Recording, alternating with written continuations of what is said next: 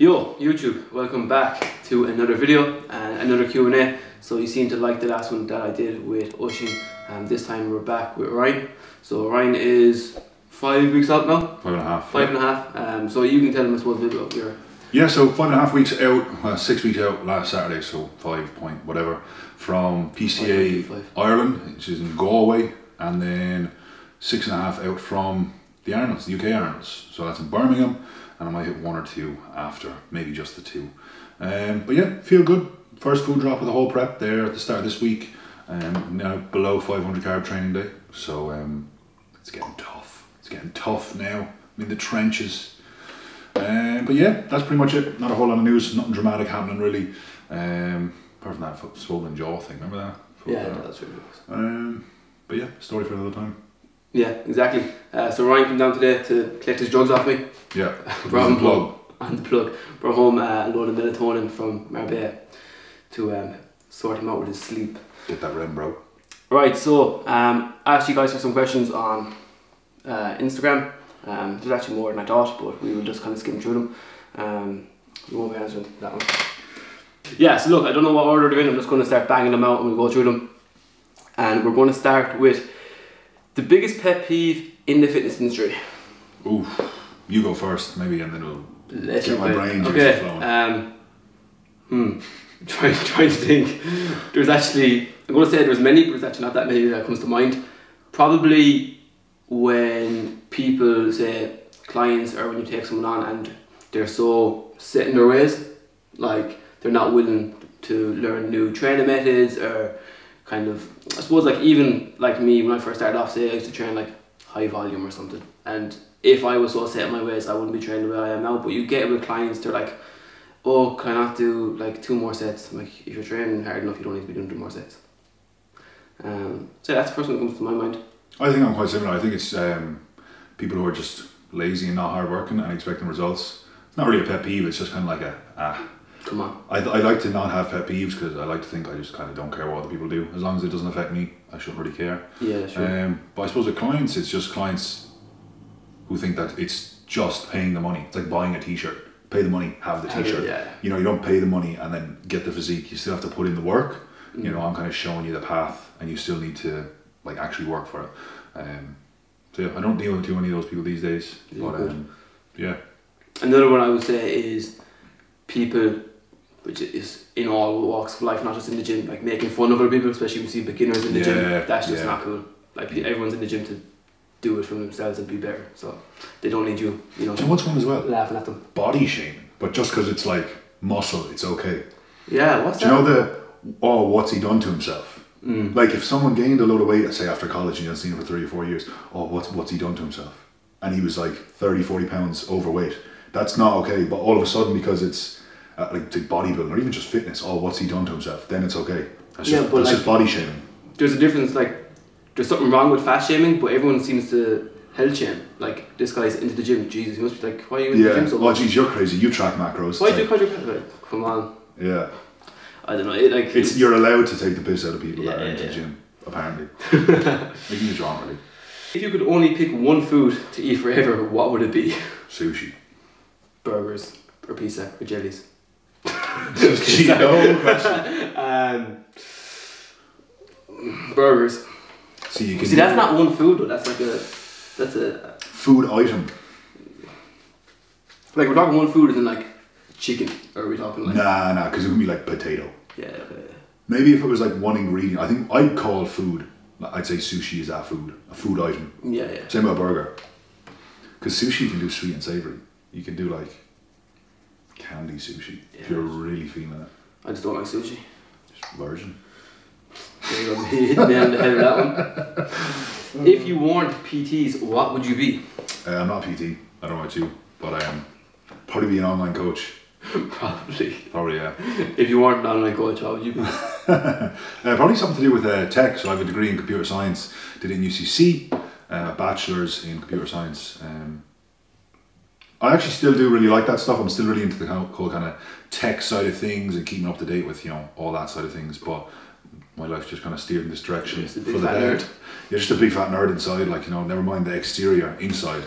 That's what counts. I don't know exactly what I'll be, but I would like to say I'll be some sort of entrepreneur sort of thing. Yeah. Out my own work for myself. I do feel as though like I will as well in the future have other businesses apart from Yeah, I don't think you'll just bodybuild forever. Yeah, no, You'll be 60, like, still yeah, like I definitely, like, whether it's fitness related, whether it's fucking clothing related, whether it's food related, whatever it is, I do feel as though I was supposed to go to fucking DCU and do business, so it would be something along that path. Business oriented. It would be yeah. business oriented. Yeah. How many calories would you drop by for a mini cut?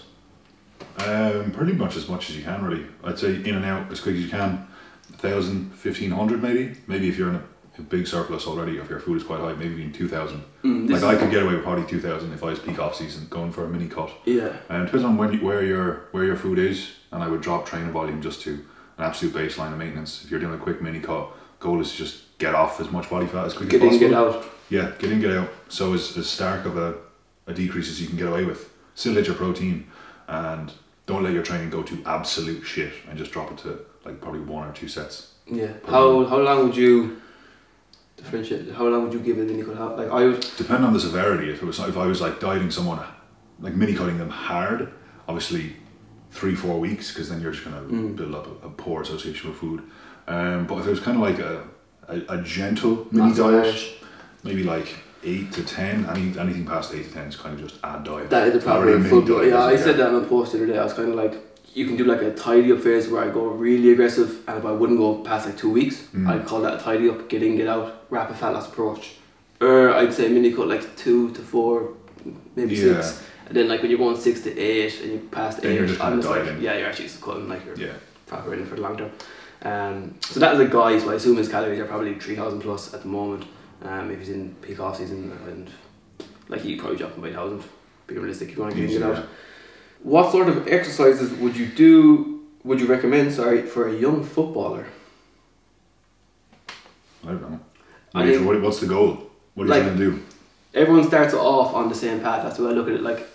Like until you're actually so far along the journey in terms of your sport and stuff, like what you're going to be doing to improve your physique is going to be the same, or to even improve your performance is going to be relatively the same. Is he asking for physique development or See, it's performance? Would you recommend for a young footballer? Like, just in general, I would say staying fit. Yeah, that'd be a good bit. Yeah, staying fit is good.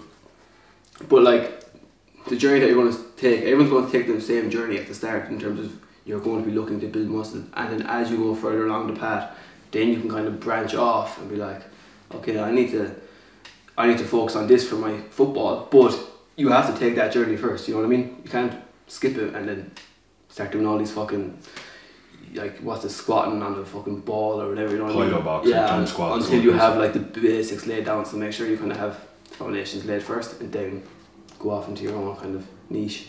How did Ryan find his first cycle to the shop? First cycle, I was young. I was like 2 months away from turning 20, so I was 19. Very young. Don't do that. I was young and naive, and I was very much of the mind, eat big, get big, so I got big, like heavy boy. I'd say I gained like 20 kilo. I'd say I went 105 kilo. Jeez. And I was like 4 years. Yeah, well, like by a couple of grams. By a couple of grams, yeah. But obviously way fatter and way less muscle. Way less muscle. But I had no clue about training, no clue about nutrition. Just took the drugs, hoped for a miracle, and it didn't happen. Lo and behold. It was grand though. Got no side effects, like no spots, no hair loss, no gyno. Didn't get fucking tren rage or anything. I didn't get tren, but I didn't get like roid rage or anything like that. Maybe got a bit more temperamental, I suppose, but I don't think it was anything crazy. And then I cruised, went back on. I remember PCD. I think the fact you're 19 as well, like you're bound to get a bit more temperamental. You're kind of at that age where like things are going to be. Yeah, I'm a dickhead anyway, so like slightly more dickheadish. Yeah, like if you're going to be a dickhead, if you take steroids, you're just going to be more of a dickhead. Yeah, exactly. Like, it kind of just brings it out. It kind of just multiplies the personality that's there. IIFYM versus meal plans. So I'm actually on diet with IIFYM today.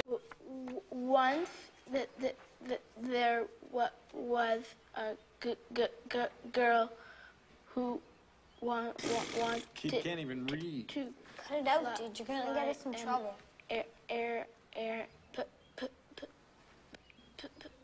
Today, Junior?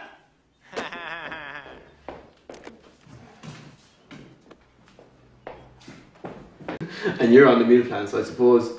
Whichever one helps you adhere to the plan. Both like really do have their pros and cons. Both really do. I don't think there's one perfect way.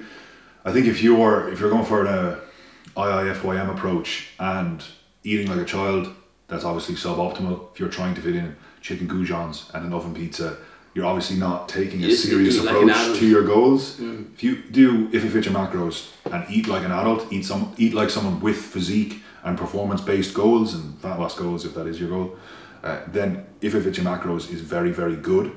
Or if you don't know how to structure nutrition for the goals, then a meal plan works as well. As well in a prep or in a phase where you kind of don't want to be thinking about food, the whole decision fatigue. Meal plan does come in quite handy.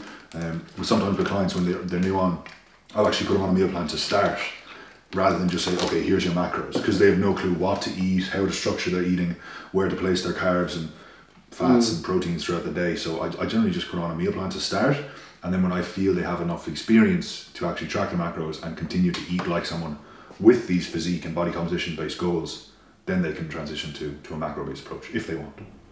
Have you always been on meal plan, or when did you start meal plan? Since I've known you, you've been on meal plan. I've been meal plan for the majority of the time at Cuba, but I always was on macros, but then would just do a meal plan for myself. And then if something came up, or if I just fancied pasta instead of rice, or I'd make the basic changes. I wouldn't be like, right, so I have this chicken, rice and avocado meal, let me switch and see if I can fit in a Goodfellas. Yeah. I literally never did that, because when I had an off-plan meal, had an off-plan meal, and then when I was like on plan, it was just on plan. So it was like a kind of a small circle of foods, but eating like an adult, eating like someone with the goals. That's me. Like I just have so obviously I have about 4 or 5 meals a day, and for every meal I have like 3 or 4 options, and I will just rotate them.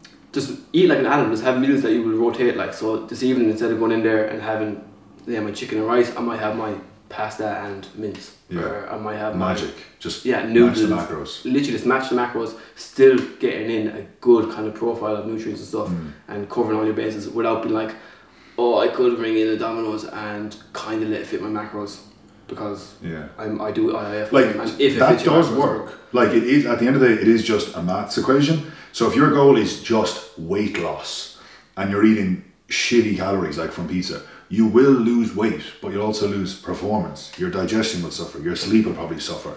You won't be able to retain as much muscle tissue if you even have any to begin with. So it is the same, but then the kind of downstream effects are what make the difference. It's the whole thing, like, is a calorie a calorie? Yes, a calorie is a calorie, but not all calories are created equally. Yeah. So what makes up that calorie is what's going to make the difference. So like, if you can just eat like an adult and just be like, okay, I want to get to X in my body composition, having Domino's versus having whatever you have in the kitchen, whatever you've prepared, this one is going to be more beneficial, and let's go with that. Like, if your thought process is, what can I get away with? Yeah, then you've already lost. In the wrong frame of mind. Yeah. Enjoy your food. Like, make your meals like enjoyable, use seasonings, use spices, add in foods that you can actually digest and enjoy and still have some sort of semblance of, a healthy, clean meal. Opinion on the rebound clients have from previous bad experiences with big coaches? Just looking to get a quick transformation for Instagram, just looking to take the money, and they don't really care about the client. It's pretty simple. Very sure. How did you both get into lifting? So I got into lifting when I was about 16 years of age, I'd say, and I wanted to impress the girls and make the local hurling team. There you go. Did you make the hurling team? No, but I got the girls, so. No, I got neither. I think I actually had a bit of an injury at the time or something. I think that's like, it's the stereotypical, how did you get to the gym? Oh, I was injured and I was training to get back on the field, something like that. And again, just kind of realised that in the gym it's just me against me, and I don't have to, not rely on other teammates, but I don't have to deal with the whole team sport scenario. When I know if I go to the gym every day, I will improve. It's all on you. Exactly, and like, to be fair, I was giving hurling at the time a lot, and I probably just was not gifted enough naturally. I just was not improving that much, so I could see in the gym, and once I started getting results, it just started compounding and it just became addictive. But a good type of addictive. There's a lot of worse things out there that you could be addicted to. Crack. Yeah, good crack. So me, I did kickboxing and judo. I was black belt in kickboxing, like brown belt in judo. I did that from when I was like 6 or 7, and then got into the gym when I was like 15. Just wanted to get bigger, and the leaving cert came around, and I couldn't commit to the times that I was doing the kickboxing and judo. So I kind of sacked that off and was like doing the gym the odd time in my own time on my own schedule. Really started to like it, was really like obsessed with actually growing muscle and actually making progress and looking really good one day, because I was a fat kid as well. So it was always like, yeah, look, that's how it starts. A fat kid, can't make a hurling team. No women, can't play hurling because he's too fat. Starts the gym. That's how it goes. That's the blueprint. But no, then after leaving cert, I kind of came back to it for that summer and was like really into it then, and I just progressed throughout college. Just got more and more into it, more obsessed, and I wasn't even planning on being like a full-time online coach. I didn't plan that was going to be my career at all. It was just kind of something on the side up until just a little bit into the first lockdown, and then it kind of just blew up from there, and yeah, here I am. Yeah, like no one steps into the gym for the first time and like, I'm going to be an online coach. Yeah, you know what I mean? It's, kind of, it's an idea that kind of progresses over time. Yeah, you get into the gym, you start getting good at the gym, people start asking you your opinion on their training, and then you're like, I could actually make money from this. Yeah, I actually provide value here. Yeah, people actually value my opinion. But no one on the first day walks into the gym when they don't even know what a squat is, and they're like, I'm going to be a coach. Why do you always hack squat rather than barbell back squat? Because I'm trying to build muscle and stay injury free. I'm not worried about getting weight just made to be. Yeah, exactly. Not a powerlifter. Yeah, like people get very married to certain movements and certain exercises, and like they forget that like muscle responds to tension. You know, it doesn't respond to fucking how quick you can move your legs from here to there. You know what I mean, or the weight from here to there. Then just the hack squat in particular, like you're just in a much more stable environment. If you're more stable, you can generate more force. The movement pattern is the same, okay? Like think about how hard it is to learn a squat pattern and then throw fucking 150 kilos on that in comparison to the squat pattern of a hack squat. You know, it stays the same. And yeah, again, I think you can just kind of get much more bang for your buck from the hack squat in comparison to the barbell back squat. Yeah, I've actually had to explain that to a client a few times, well, a couple of clients. They're always like, okay, why aren't we squatting? Can I squat? I love squatting. It's like, well, is your goal here to build muscle, or is it you just enjoy squatting so much that you're willing to actually sacrifice some degree of progress just to get that enjoyment? And sometimes they say yeah, which is okay, because you're supposed to enjoy the plan, you're supposed to enjoy the whole process. And if you hated hack squatting and your joy was going into the gym and back squatting just until your eyes bleed, then you're going to adhere to that plan, and that's okay. But you do have to, I just educate the client that it's suboptimal for gaining tissue, both on your legs and everywhere else, because you go in, do a back squat, you go in and train like push or pull a day or two later, you're still smashed. Like, just because it's your legs that were doing the squat doesn't mean your whole central nervous system isn't fatigued. So you doing 2, 3, 4 sets of back squat, maybe like 6 or something if you're a beginner and love back squatting, you're going to come into the gym the next day no matter what you're training, and that session is going to suffer. The performance is going to be way down just because your central nervous system is fried. Yeah, I think like if you hate hack squats so much that you're not turning up for your leg day, then go in and do your back squat. Yeah, go in, back squat, have fun. Yeah, exactly. But just know that you're leaving gains on the table. Yeah. And we're not in the business of leaving gains on the table. How to deal with friends and family members who hold you back. Oh, love this. I assume this is always a young person that'll ask this question, because I feel as you get older, you realise that you don't need to care what other people think. Like when I first got into this, I know a load of people that I was friends with definitely thought I was an absolute bellend, but that was okay, because those same people now are like saying, oh, fair play, your business is doing really good. And I'm like, yeah, I know, yeah, like you didn't support me at all at the start, which is okay, because I don't expect anything from anyone. But you just have to do your own thing, do what makes you happy. In 10, 20 years, when you probably don't even have a whole lot of contact with some of those friends, and you're maybe stuck in a job that you don't like. Imagine you're like, yeah, geez, glad I didn't chase a dream because the lads I saw pints with were going to judge me. Like you just have to go for it. Just And for the people that are holding you back, if it's family members, just it's going to be tough. Yeah, have the conversation. You say, this is what I want to do, and I'm going to do it. Like you can't stop. You can't hold me back from doing something I want to do.